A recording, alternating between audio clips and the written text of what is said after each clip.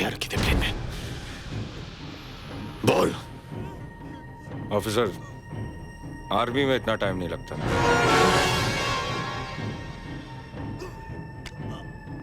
Yes sir. Army में हर बात का फैसला बहुत जल्दी हो जाता है। मैं आए।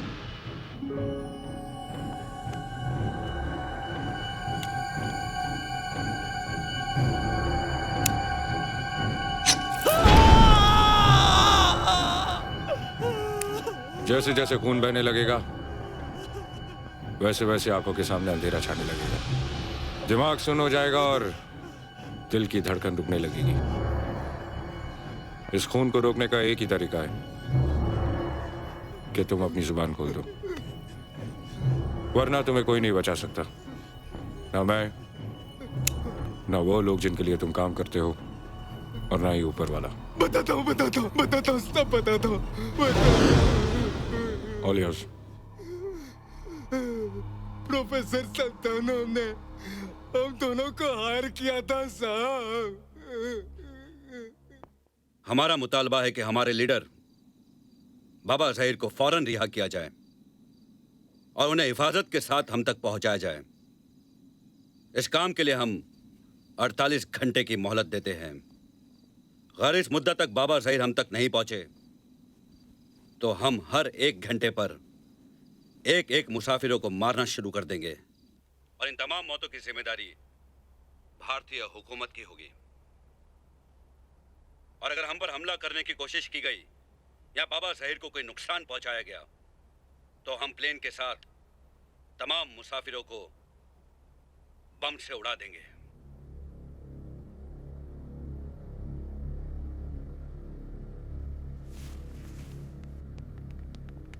सर, विमान में कुल 96 यात्री हैं और 11 एयरलाइंस के कर्मचारी हैं। मुंबई एयरपोर्ट पर तो काफी ज्यादा सिक्योरिटी है, फिर भी ये लोग हथियार प्लेन में कैसे पहुंचा देते हैं? ऐसा कैसे हो सकता है? सिक्योरिटी की लापरवाही के सिवा कोई वजह नहीं हो सकती सर। मैं उन तमाम लोगों से मिलना चाहूंगा जिनका संबंध इस बाबा ज़हीर केस से है। आप फौरन मीटिंग बुलाइए। Yes sir.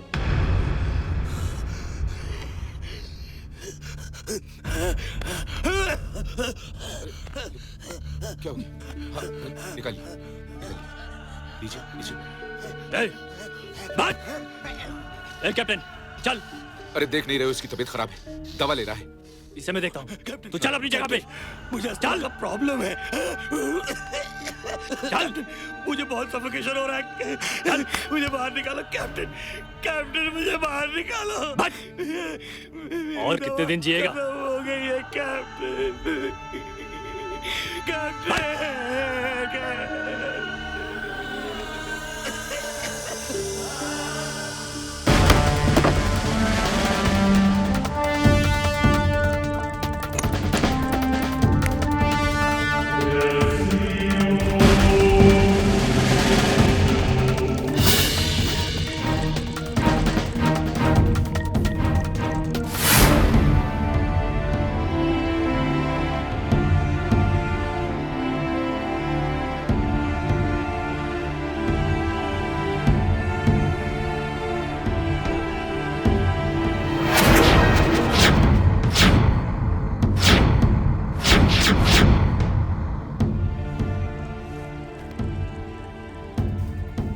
इस पे उंगलियों के निशान नहीं है।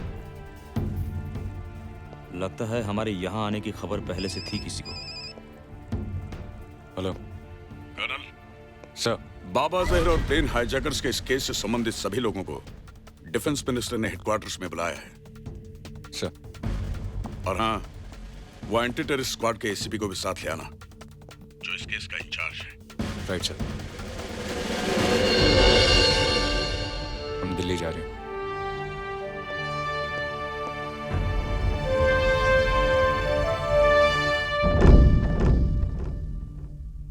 आंटी मुझे भूख लगी है। रुको बेटा, देखती हूँ क्या कर सकती हूँ।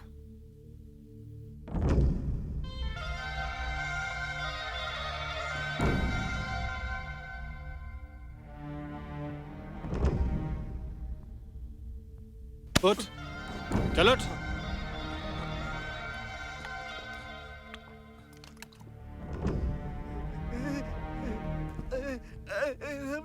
पानी पिएगा?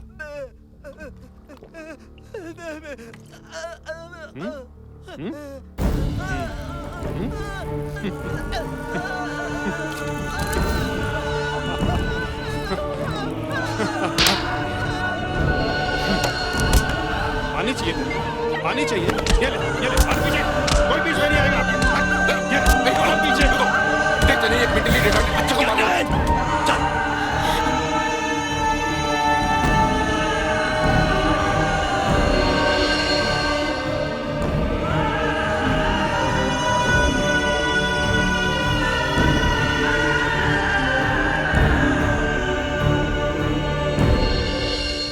आंटी मुझे भूख नहीं लगी।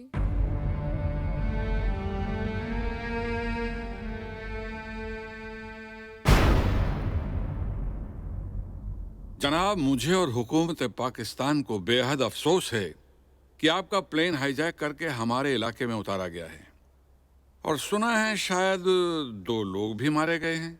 आपको इसी सिलसिले में तकलीफ दी है। मेरी गवर्नमेंट जानना चाहती है कि आपकी सरकार हमारी क्या मदद कर सकती है। अल्लाह गवाह है जनाब, हम आपकी हर मुमकिन मदद करने को तैयार हैं। तो क्या पाकिस्तानी सेना आतंकवादियों पर हमला करके हमारे 107 यात्रियों और कर्मचारियों को आज़ाद करा सकती है?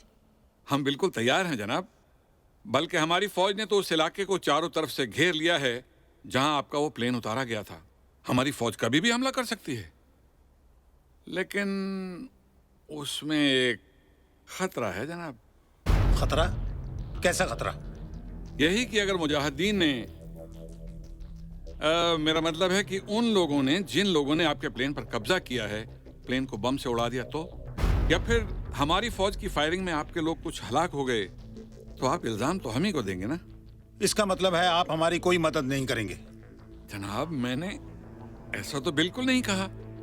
यही तो समस्या है, आप जो कहते हैं करते नहीं, और जो करते हैं वो कहते नहीं। हम सब कुछ करने को तैयार हैं जनाब, लेकिन पाकिस्तानी फौज एक्शन नहीं ले सकती। आप कुछ करेंगे नहीं, हमें कुछ करने नहीं देंगे, तो फिर इस समस्या का हल कैसे निकलेगा? मेरी राय में तो इस समस्या का एक ही हल है, आप बाबा जहीर को छोड़ दें।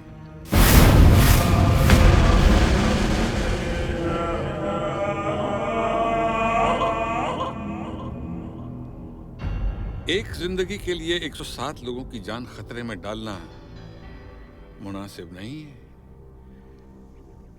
ये मेरी जाती राय है जनाब।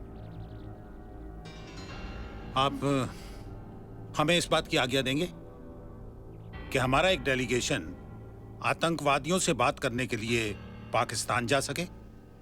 डेलीगेशन भेजो ना जनाब, जरूर भेजो, सिर मत्थे थे, लेकिन 3-4 लोग से ज्यादा नहीं होने चाहिए, और किसी के पास भी कोई हथियार नहीं होना चाहिए। अल्लाह हाफिज। जय हिंद।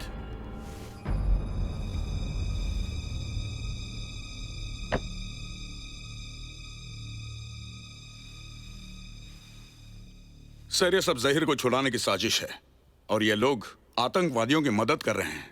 ये बात तो सारी दुनिया जानती है, लेकिन सवाल ये है कि इस समय क्या एक्शन लिया जाए? एक्शन तो बहुत पहले लिया जाना चाहिए था सर। अगर हमारी सेना 48 में एक्शन लेती, जब कश्मीर पर हमला हुआ था, या फिर 65 में, या 71 में, या फिर अब कारगिल के वक्त, तो आतंकवाद और आतंकवादी दोनों कब के खत्म हो गए होते। हमने एक नहीं 4 मौके खोए हैं सर, और हर मर्तबा कमजोर राजनीति को भारतीय सेना की कमजोरी समझा जाता है।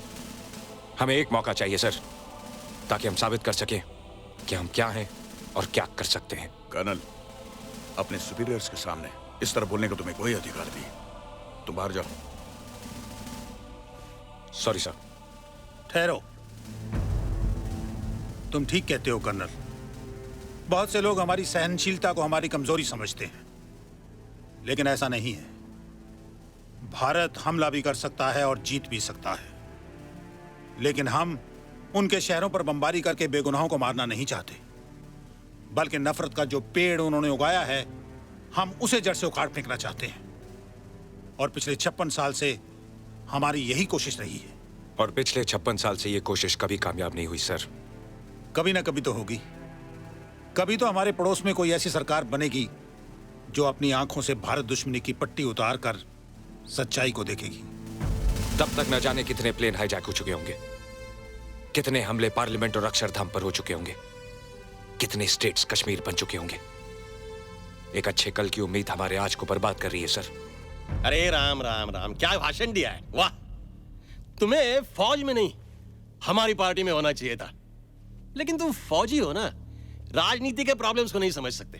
अब देखो, हम जाएंगे डेलीगेशन में और आतंकवादियों को ऐसे शीशे में उतारेंगे कि हमारे पास एक्सपेरिमेंट करने का वक्त नहीं है सर। ये लो।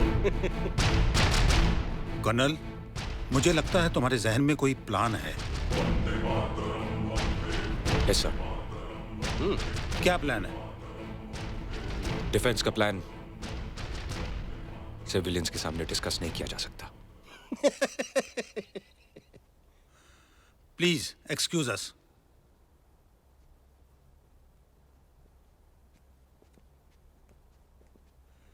प्लीज मगन भाई।